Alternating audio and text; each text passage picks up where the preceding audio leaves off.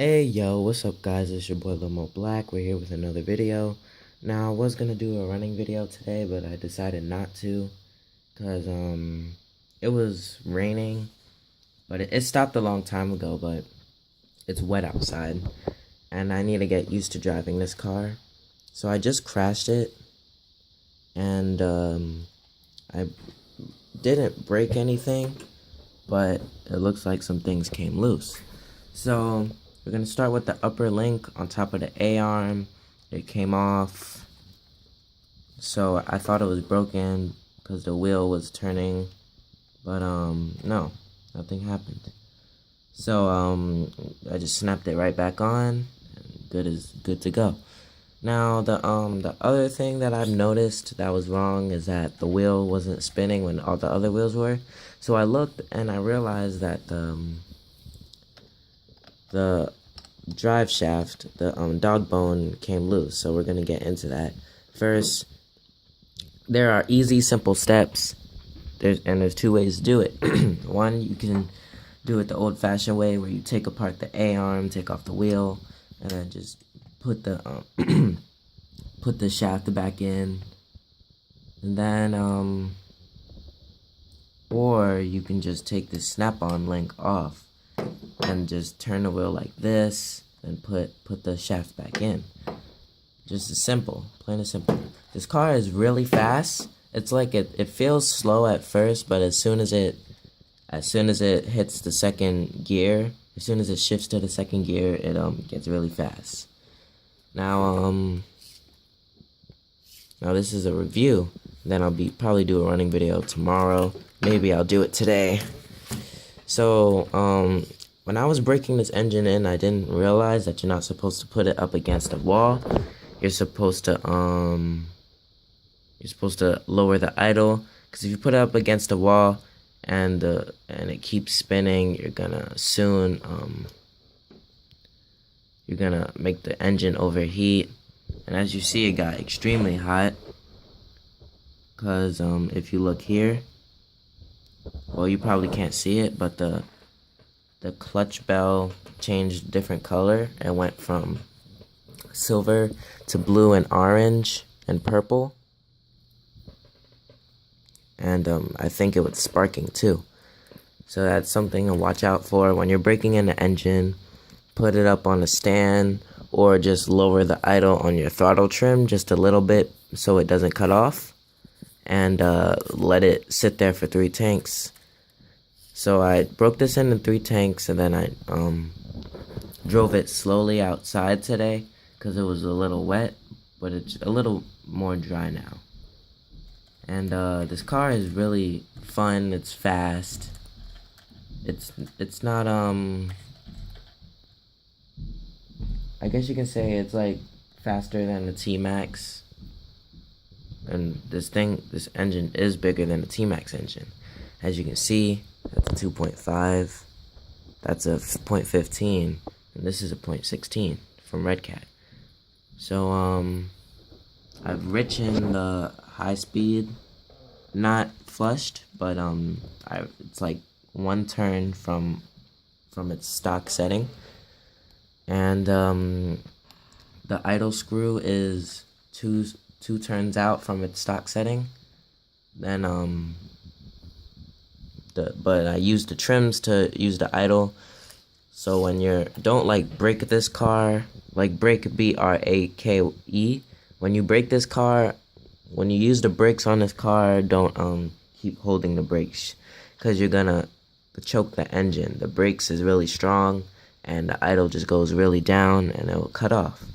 So when braking the engine, just when you're braking the car, just brake it and then turn and keep the idle down, and it'll stop moving by itself. So don't hold on the brakes while it's sitting there. And this car is actually really easy to start. It's pretty good for a RedCat, because my Exceed Mad Fire's stock 0.21 engine was terrible.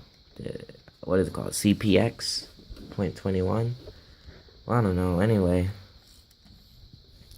Had a lot of fun. This car is really good.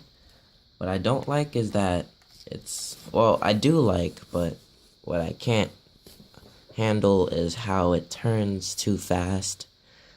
It's like it's like worse than a pan car. When I drove in a pan car, it wasn't as hard as this, but yeah, this car is like left to right, like literally. But it's really good. From when I got this car to right now, I'd say that this car has been driven on 7 to 8 tanks of gas, 0.21 Traxxas fuel, and I've got through every tank. I've made sure that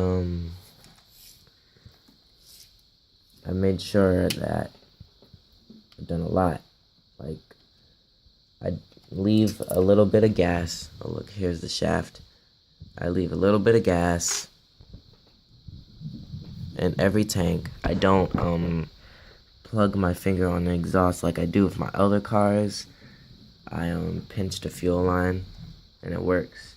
My other cars, I don't do it because the fuel line is like thick and hard to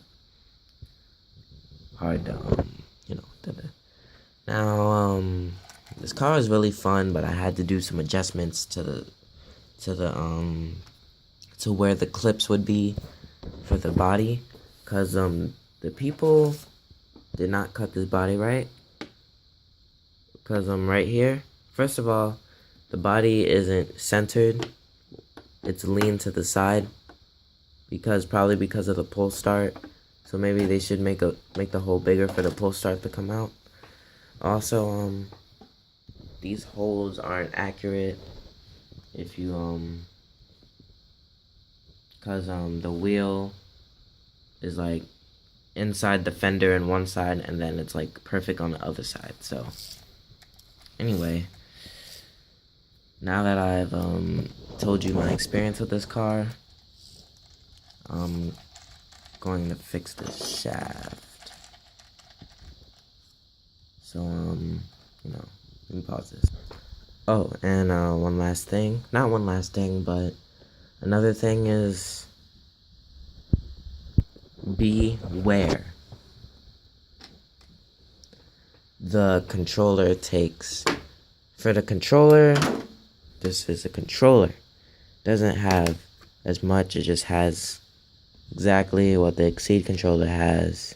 Same layout, no, same design, a little bit different layout, but the same amount of trims.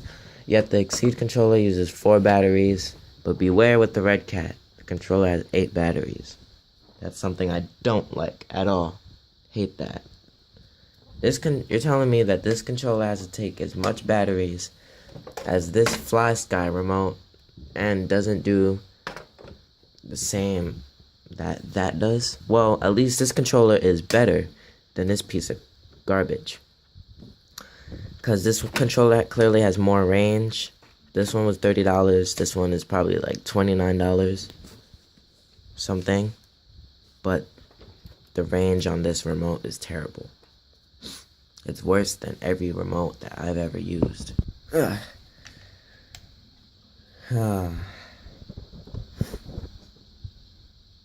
And by the way, I've just gotten the link off. As you can see, it's off. So we just pop the shaft back in there, put the link back on, screw back on the wheel, and the car is good as new. Just like this. Now it's okay. Don't get mad that and say stuff like, oh, this is what you get for buying a RedCat. You on your first run, which is actually my 3rd run, you on a second day you got this car, you messed it up, one crash, and you popped a dog bone and an A-arm and whatever. Well, it's actually not much. These cars, especially 1/10 scale cars, are pretty easy. Trust me. I've popped, fixed, and rebuilt many dog bones.